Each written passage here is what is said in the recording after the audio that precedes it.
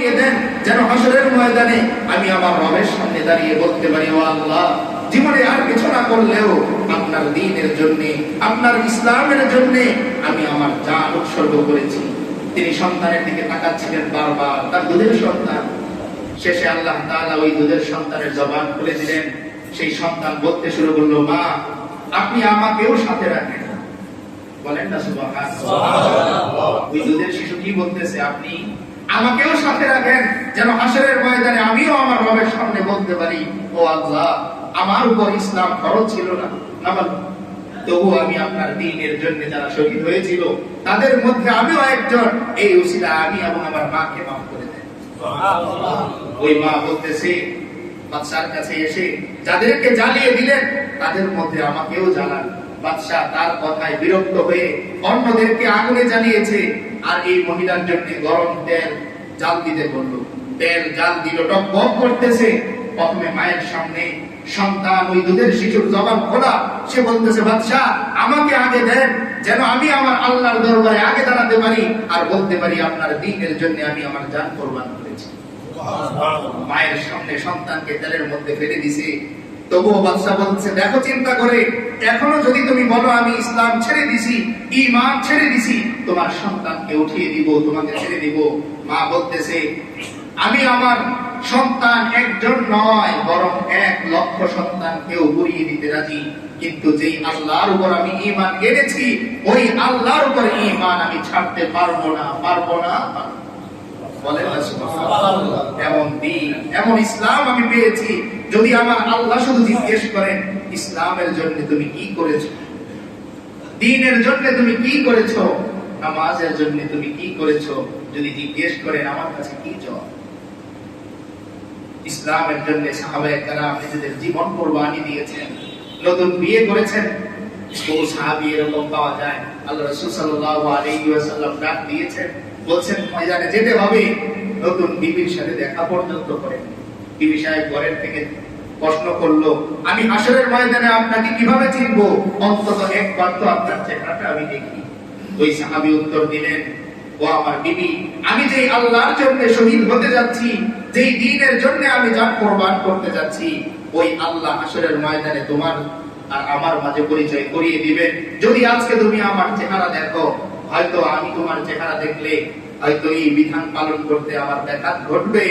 আমি চাই না আমার আল্লাহর জন্য জান কোরবান করার ক্ষেত্রে ব্যাঘাত ঘটুক, তোমার সাথে আমার হাসরের ময়দানে দেখা হবে। এইভাবে ইসলাম এসেছে, এইভাবে দ্বীন এসেছে। যে রাসূলের গায়ে একটা মশা বসাও হারাম ছিল, মাছি বসা হারাম ছিল। সাহাবায়ে কেরাম বলেন যে আমার রাসূল যখন হেঁটে যাইতো, তার উপর দিয়ে দেখতাম একটা মেঘখণ্ড সব সময় ছায়া দিত, তার গায়ে সূর্যের তাপ পড়তেই লাগতো। এমন প্রিয় নবীকেও কান্দান মুবারক শহীদ হইতে হয়েছে। তায়েফের ময়দানে নিজের মামুর বাড়ি এলাকা, আমার বাড়ি প্রিয় হয়, নানির বাড়ি প্রিয় হয়, দাদার বাড়ির চাইতেও যেহেতু থাকে কম, তাই নানুর সাথে একটু সম্পর্কটা বেশি থাকে। যখন মক্কার পরিবেশটা অনুকূল হয়ে গেল, প্রতিকূল হয়ে গেল, রাসূল করিম সাল্লাল্লাহু আলাইহি ওয়াসাল্লাম চিন্তা করলেন, আমার মামার বাড়ি যেহেতু তায়েফে ওইদিকে চলে যায়, ওখানকার মানুষ হয়তো আমাকে একটু সাপোর্ট করবে। গেলেন, আর সেখানকার মানুষগুলো কিছু ছেলেদেরকে লাগিয়ে দিল, বললো, এই পাগলকে তোমরা পাথর নিক্ষেপ করো। ছেলেরাও আনন্দে পাথর নিক্ষেপ করে, আর আমার রাসূলের দেহ মুবারক থেকে রক্ত ফিটকি দিয়ে বের হচ্ছিল। যায়েদ বিন হারিসা রাদিয়াল্লাহু তাআলা আনহু বলেন, আমার রাসূল বললেন, ও যায়েদ, আমার পা মুবারক থেকে জুতাটা একটু খুলে দাও না। তিনি বলেন, আমি জুতা খুলতে গেলাম, আর দেখি আমার রাসূলের পা রক্তের কারণে তার জুতার মধ্যে আঠার মতো লেগে গেছে, আমি খুলতে পারিনি। শেষে যখন রক্ত ঝরবে, এমন সময় আল্লাহ জিবরিলকে পাঠাইলেন আর বললেন যে আমার হাবিবের এক ফোঁটা রক্ত যদি তায়েফের ময়দানে পড়ে, তাহলে আমার ইজ্জতের কসম, এই তায়েফের মাটি আমি উল্টে দিব, কারো কথা আমি শুনবো। সঙ্গে সঙ্গে রাসূল করিম সাল্লাল্লাহু আলাইহি ওয়াসাল্লাম বললেন, যায়েদ, আমাকে নিয়ে তাড়াতাড়ি তায়েফের ময়দান ত্যাগ করো, কারণ আমার আল্লাহ ইজ্জতের কসম খেয়ে বলছে, আমার এক ফোঁটা রক্ত যদি তায়েফের ময়দানে পড়ে, তাহলে তায়েফের অস্তিত্ব মানচিত্র থেকে মুছে দিবে। তিনি সেখান থেকে হাঁটতে পারেন না। যায়েদ বিন হারিসার কাঁধে ভর দিয়ে পাহাড়ে চলে গেলেন আর দোয়া করলেন, আল্লাহুম্মা গফির লিকাওমি ফাইন্নাহুম লা ইয়ালামুন। ও আমার আল্লাহ, আমার এই তায়েফবাসীর উম্মতগুলোকে আপনি মাফ করে দেন। ওরা জানে না আমি যে নবী, ওরা বোঝে নাই আমি যে সত্যের বাণী নিয়ে এসেছি।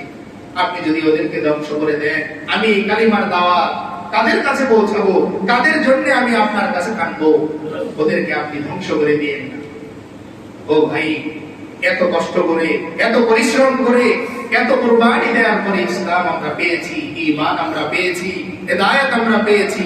আমাদের তো কি সৌভাগ্য, আমাদের দেশে মসজিদ করতে গেলে বাধার সম্মুখীন হতে হয়। কি সুন্দর মসজিদ, গ্রামে গ্রামে শত শত মসজিদ এখন হয়ে গেছে।